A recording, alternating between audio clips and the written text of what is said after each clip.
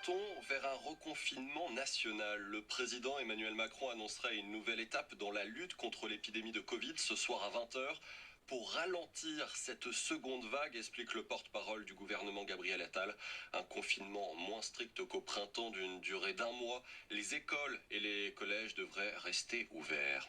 Il n'y aura pas de fête des Lumières cette année à Lyon, elle est annulée à cause du Covid, annonce du maire de la ville. Plusieurs centaines de milliers de visiteurs assistent chaque année aux illuminations début décembre.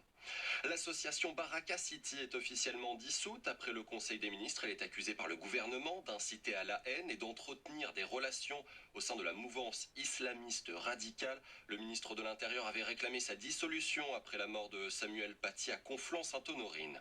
Charlie Hebdo, ce sont des vauriens, clame Recep Tayyip Erdogan. Le président turc attaque le journal satirique après sa caricature publiée en une. On voit le chef de l'État en t-shirt et sous-vêtements. Il boit une bière et soulève la jupe d'une femme voilée. Il y aura une réponse judiciaire et diplomatique, promet Ankara. Après avoir décortiqué 34 000 produits pour cigarettes électroniques, l'ANSES soupçonne certains liquides d'être cancérigènes ou de favoriser des malformations chez les bébés.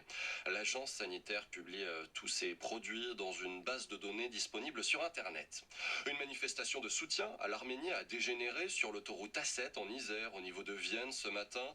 Des membres de la communauté turque se sont mêlés au rassemblement. Bilan 4 blessés, dont un frappé à coups de marteau et transporté à l'hôpital. Il était la figure du dictionnaire Le Robert, un grand linguiste. Un Larrey est mort, il avait 92 ans.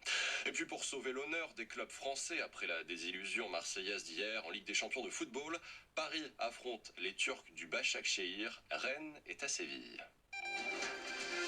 France Info.